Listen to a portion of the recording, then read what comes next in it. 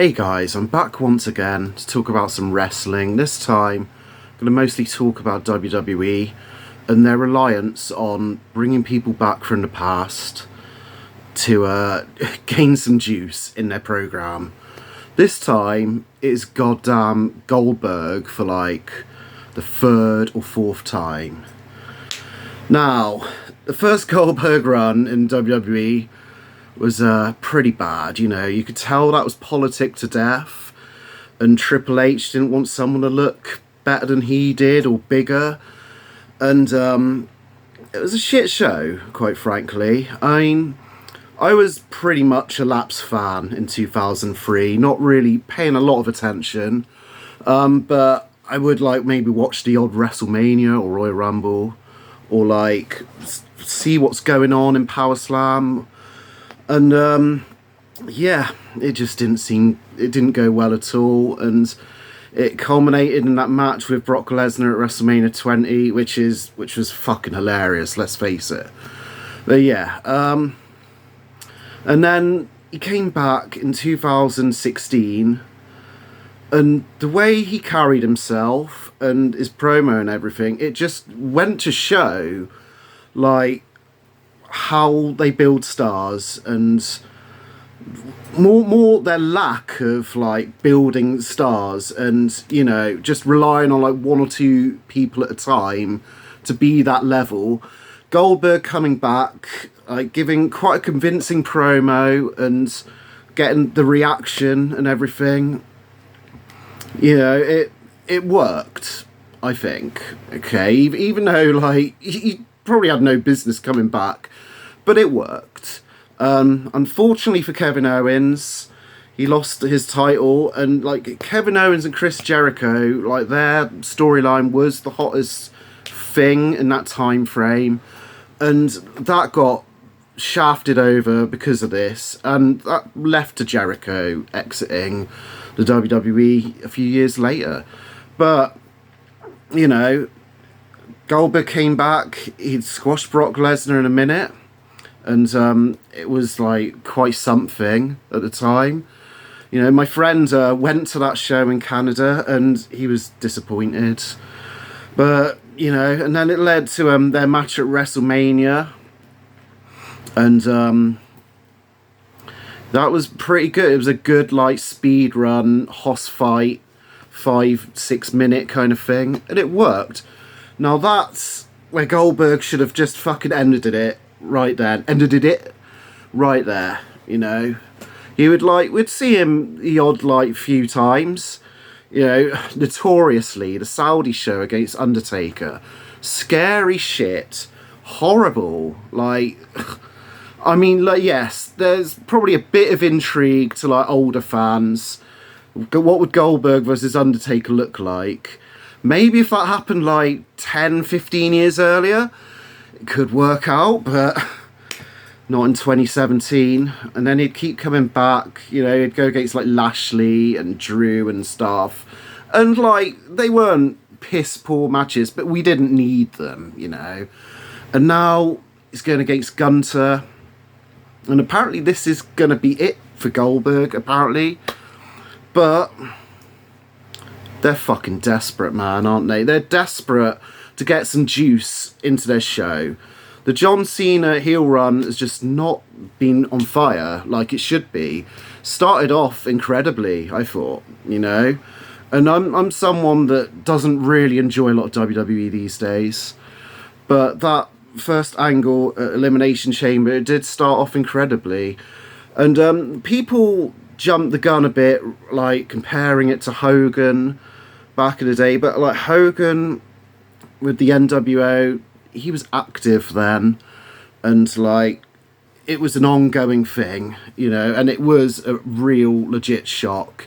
This is John Cena past his prime and probably doing this like, I don't know, 12, 13 years too late in my opinion. Maybe like even later than that. Maybe it should have happened like in like 2010 or something.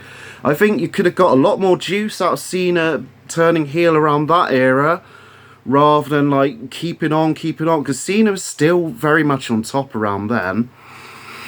But yeah, I know, personally, it's not going to like draw me back into enjoying WWE. You know, we don't need it. We need like newer stars to like be established and like look like fucking stars, and you know, be treated like main eventers. Like, granted, Jey Uso, the Yeet man, fucking Yeet. Like, you know, him winning Royal Rumble, that was a surprise, wasn't it? But it made sense, like, with how over he is with the audience. There was just, like, no juice in it at all. You know, this is something that happens with WWE. Like, something starts with a bit of juice, and then it just fizzles out, goes down the fucking sink. And, yeah, and the Goldberg thing got me thinking about other times when wrestlers would come back. Like, wrestlers from different eras coming back into a new era, specifically. You know, I mean, it's probably times when, before this, but, like, off the top of my head, like, in American wrestling, like, you know, you have, like, Bruno Sammartino doing a few things in the 80s, like, being on the commentary team and, like, having a mini program with the Macho Man and stuff. And I think that probably worked. It probably did good business. I mean, I haven't looked into the logistics, but it seems like something that would work out.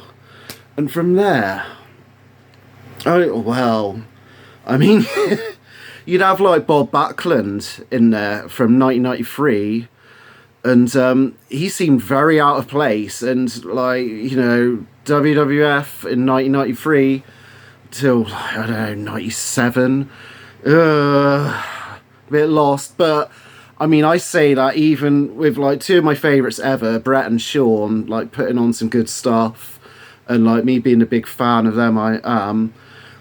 You know, like, they were, like, desperate then as well for something, but, like, I guess Bob Backlund wasn't it. I thought the whole, like, psychopath character he had, like, it was pretty cool. That, like, match at Survivor Series with Brett had some drama, but, like, it was ultimately to get the title on Diesel, who, you know, as a kid, I was like, oh yeah, Diesel's cool. But, like, looking back, yeah, once again, didn't really have a lot of juice to it. And then, like, you think about, like, good comebacks. Terry Funk, like, you know, you could argue it wasn't really a comeback, because I think, like, he probably had a few retirements by that point anyway, but him and ECW, like, for the, like, pretty much the main story of the first Barely Legal pay-per-view, that was just fucking excellent. And Terry Funk really tried and put his body all into it and stuff, you know. And back in those days, seeing a 53-year-old man moonsault off a ladder or whatever was like a crazy sight.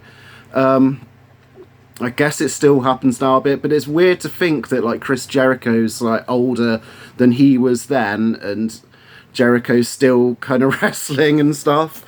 Then you have, like, the really good comebacks, like Shawn Michaels, you know, injured, comes back 2002, has that great run, and, like, that, I mean, like, could you imagine WWE without that in that time? Like, it just wouldn't be the same. It would be horrendous. I mean, could have done without the fucking DX, you know, that's another nostalgia. I mean, like, that is the whole point of this video, really. Like, you can't keep relying on nostalgia. Nostalgia's gonna wear out for some people, you know. You need something with juice. You need something with, like, stars you can rely on that are gonna be there and, like, putting the effort in. And this is a tired old subject. I believe I probably talked about this when The Rock came back, like, what, like 13 years ago? I mean, I was kind of accepting then, because we didn't know how The Rock would be, but, you know, he was, like, passable in that first match with Cena, and the next one, maybe not so much. Match with Punk. I mean, I remember like enjoyed a bit of the drama with that because Punk had that long title reign, and you know, like we knew like The Rock was going to end it, but it just didn't feel right at the time. But it just goes to show like how this company values the stars that have made them money or have made wrestling money in the past over like developing like talent that should be in the main event picture and should be in like angles of juice. It's just like a constant fallback, this kind of shit, you know, and it's fucking tiring. But then you look in AEW, I don't want to make this like fucking tribal, you know, like, oh yeah, AEW thumbs up, everywhere else, blah. But like, how they handled Sting's last run was perfect, I thought. I thought it was more or less perfect from beginning to end.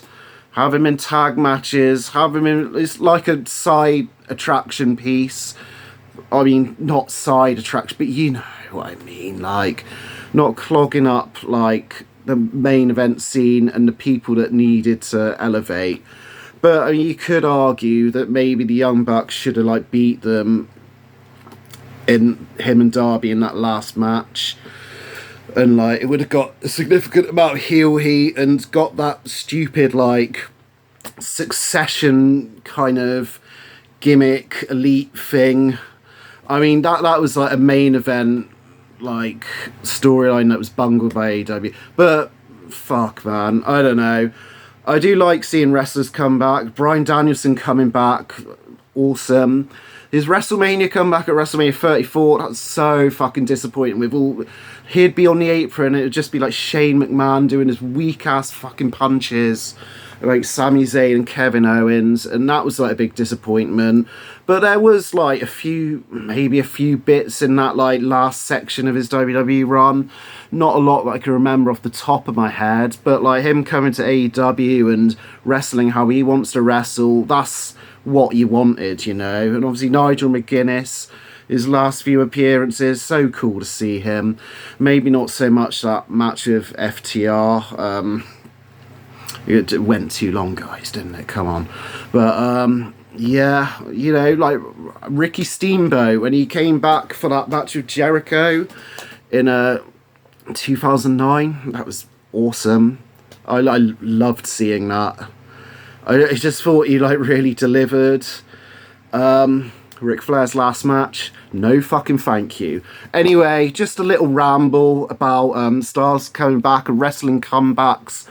If you see this and feel the need to comment, I'd love to like hear about some wrestling comebacks you liked. I mean, Brock Lesnar is another one as well. I mean, sometimes those years off really adds some fire to it. But I mean, I'd love to hear some, not just American wrestling, like, you know, if there's some in Lucha or Japan or England or whatever, you know, that'd be cool to hear about too, because, you know, I like to be educated and know more about wrestling and stuff. Anyway, cheers, guys.